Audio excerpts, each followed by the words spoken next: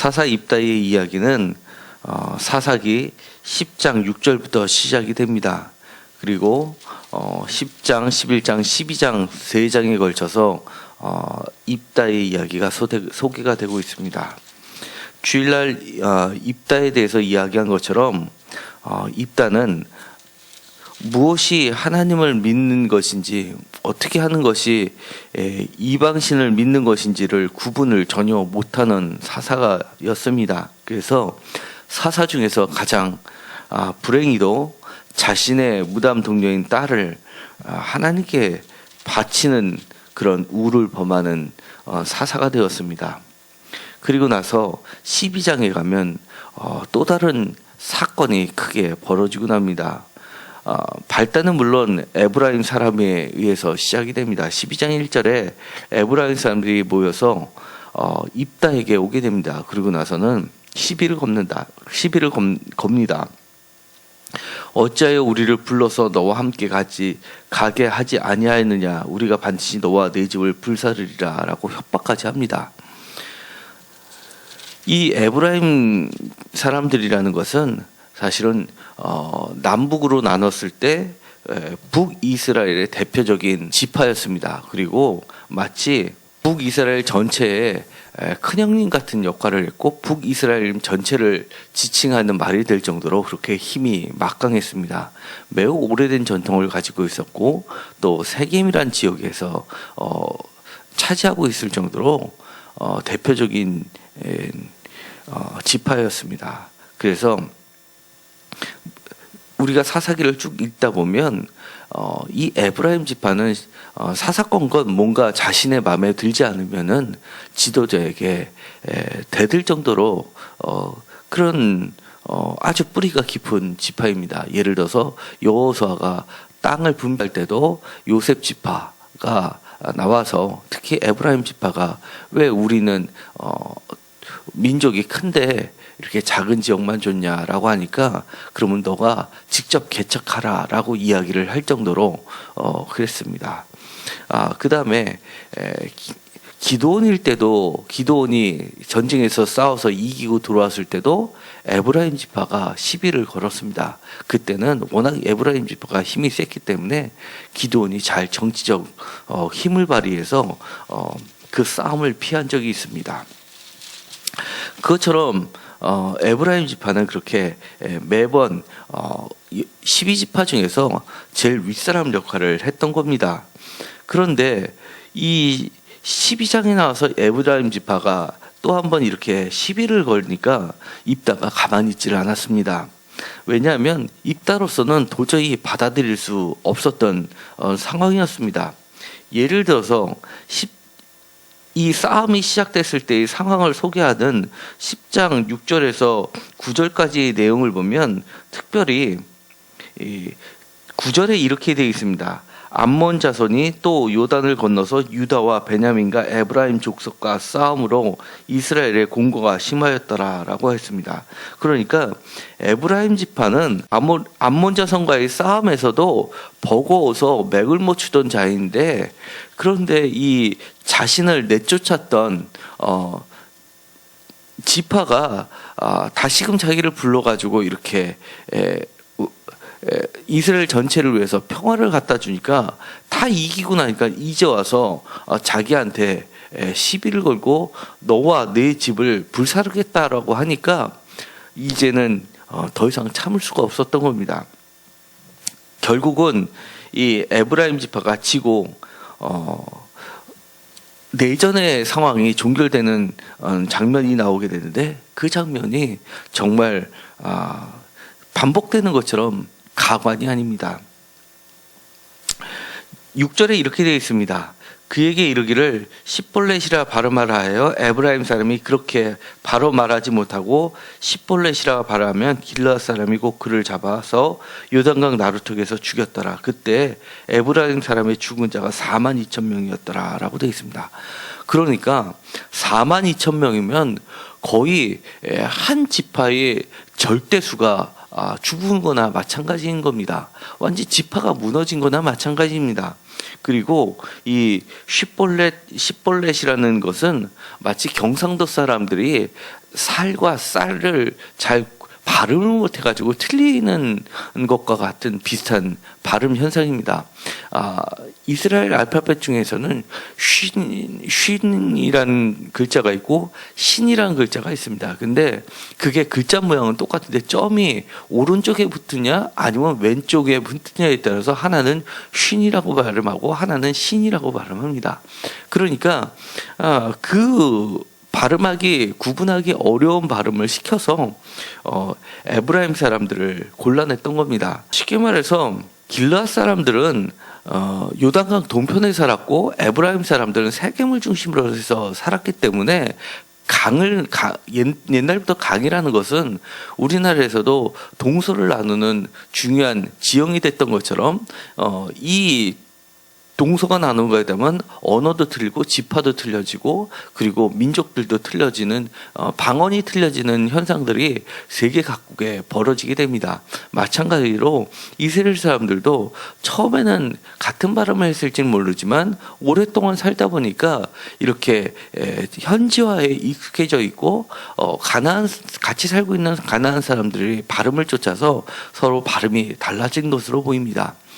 이런 쉰발음과 신발음이 틀렸다라고 하는 것을 보고 학자들은 원래는 한 형제가 아니라 출생부터가 다른 지역들에서 형성된 지파들이 나중에 하나의 부족 연맹처럼 뭉친 게 12지파라고 얘기하는 근거가 되는 것이 바로 이것입니다. 어떻게 한 집안에서 태어난 사람들이 그렇게 발음이 달라질 수가 있겠냐라고 이야기하는 충분한 논리적 근거도 있습니다. 그러나 우리는 성경에서 이야기하는 것처럼 야곱의 12아들로부터 많은 시간을 통해서 형성된 지파로 보기 때문에 우리는 성경에 있는 대로 일단은 한 가족에서 태어난 지파이지만 사는 지역에 따라서 오랜 기간을 통해서 형성된 발음이라고 볼 수가 있습니다.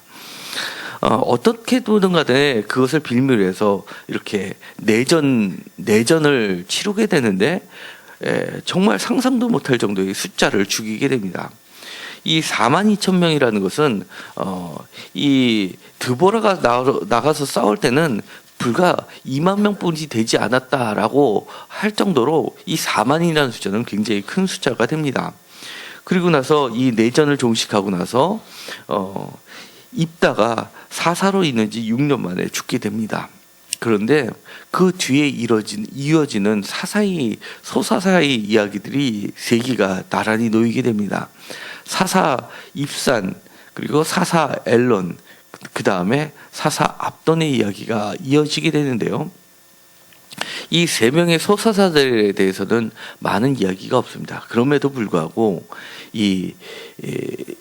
특별히 눈에 띄는 것들이 있습니다. 입다가 사사가 된 지 6년이라고 12장 7절에 되어 있는데 입사는 7년입니다.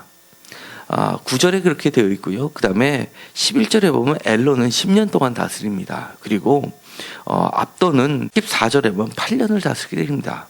그러니까 아무리 뛰어난 용맹한 용사였다 하더라도 기껏해야 6년을 다스리는 겁니다.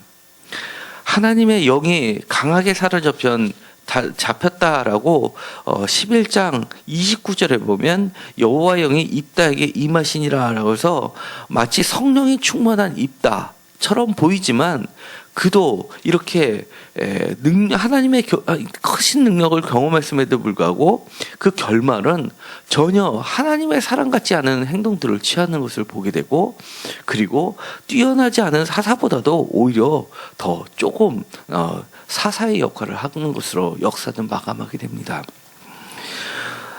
이 사사 입다의 이야기를 보면서 특별히 6년이라는 것은 완전서 7년에 부족한 6년입니다. 그러니까 무엇을 보더라도 부족한 사사였다는 것을 나타내고 있는데요. 사사기 전체에 있어서 패역한 이스라엘의 모습을 나타내는 모습이 한마디로 이야기하면 자기의 눈에 오른 대로 행하였더라라고 하는 표현이라고 했습니다. 그것은 사사기 21장 25절, 사사기 맨 끝절에 보면 이렇게 되어 있습니다. 그때 이스라엘에 왕이 없으므로 사람이 각기 자기의 소견에 오른 대로 행하였더라. 이런 모습이 대표적으로 이스라엘 백성들의 모습이었다면, 이제는 사사가 된 사람조차도 자기 소견에 오른 대로 행하는 사사라는 겁니다. 이제는 더 이상 사사라고 칭할 수조차도 없는 상황까지 가게 된 겁니다. 사실은 이 모습은 남의 이야기가 아닙니다. 우리도 간절히 기도하면 어떨 때는 하나님의 영이 우리에게 임한 것 같고 성령이 충만한 것 같고 그때만큼은 무엇인가를 다 할 수 있을 것만 같고 내가 하나님을 잘 섬기는 것 같은데도 사실 조금만 지나면 옛날 모습으로 돌아가는 것이 흔히들 우리 자신에서 발견되는 겁니다. 사실은 우리가 인생을 사는 것은 단거리 여행이 아니라 그야말로 장거리 경주라고 이야기합니다. 마라톤이라고 표현을 하는 겁니다. 우리가 이 한 고비를 넘어가면 또 다른 한 걸음을 건너야 되고, 우리 주변에 늘 사실은 하나님을 바라봐야 되고 하나님의 음성이 들려야 되고, 또 내가 잘 모를 때는, 그리고 내가 쉽게 넘어질 때는 나를 함께 일으켜 세워줘서 같이 갈 수 있는 주의 동역자들이 늘 가까이 있어야지만 사실은 우리가 실패하지 않게 되는 겁니다. 그래서 우리가 습관처럼, 정말 좋은 습관을 들이는 것처럼 교회를 늘 가까이 해야 되고 하나님의 말씀을 한자라도 더 많이 배우려고 노력해야 되는 겁니다. 사실은 사사기에서 여호와의 영이, 능력이 임했다는 표현은 많이 나오지 않는데 가장 많이 표현된 것이 삼손이라고 말했습니다.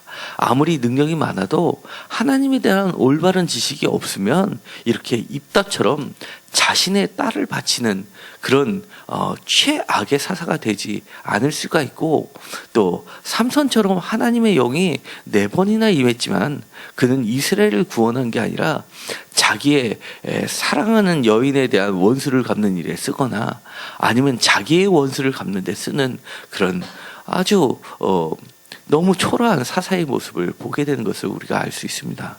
너무나 능력, 너무나 눈에 보이는 것, 그런 것을 쫓아가지 말고 정말 장거리 여행을 하듯이 하나님 앞에 늘 하루하루 매 시간 바로 설 수 있고 하나님의 뜻대로 가려고 노력하는 우리들과 내 자신 되기를 간절히 소망합니다. 기도하고 마치기로 하겠습니다.